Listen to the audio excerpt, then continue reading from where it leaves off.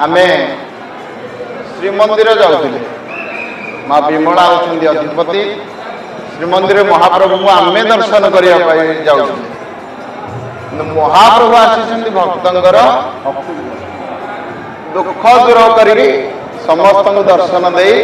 मन मध्य कलागत किए कर मन मध्य किए हाथ टेकी दौरान मन मध्य किए दुख प्रकाश करते समस्ते जन बर्तमान आप जो मत पचारे भाई भाई भितर एमती अनिष्ट हो भाई भाई भितर कलह सृष्टि कहीं ना ये समय बर्तमान कलिर प्रभाव आम समस्ते विचित बर्तमान अंधार समय राति 7:30 हम किंतु किसी लाइट थी आम आपण मुह देखुचे आपण मो मुह देखुचे जगन्नाथ महाप्रभु बा सद्गुरु भगवान जहाँ कृपा करेंगे से भाई आ भाईर प्रेम ही बुझीपार भाई भाई प्रेम राघव सरकार निजे ही करके देखे किंतु आम हरि विमुख हो हरि को शरणागति जे हुए भाई भाई प्रेम सी बुझीपार हरि विमुख जे प्राणी नतरे भव तरंगी आमे कौन करुचे ना मद मांस खाइले मद मांस को माने खाती ना राक्षस माने मद मांस खाए एमाने होछंदी राक्षस माने मद मांस सुरापान नारी सेवन एमाने ही करन मद मांस नारी सेवन कले आपणकर क्रोध चांडाल दोष धरिबो आपण भाई कोन बापा माँ इत्यादि समस्त कटु धरिकी गोड़े ये सब मोर मुही रजा किंतु दिने ना दिने आम समय आसो चिंता कर शरीर भी आम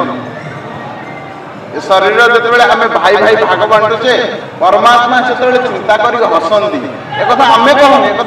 रामकृष्ण परमहंस देव सुंदर भाव कहते ए भागटा मोर ए भागटा तार ए भागटा तार जो भाग बंटा हुए भगवान हसंती इंगित कर कौन ना आपको मु छाड़ी कौन ना ये जो मातृगर्भर नाल रक्त भितर पड़ी जोड़ी बोड़ी है मत भजन करूला हे प्रभु ए मते नरकर उद्धार कर मुई नरकर उद्धार हेले धराधाम को गले मनुष्य जन्म पाई आपन भजन करी आमे मनुष्य जन्म केमिति पाइले ना अनेक जन्म तप फले मनुष्य जन्म मणि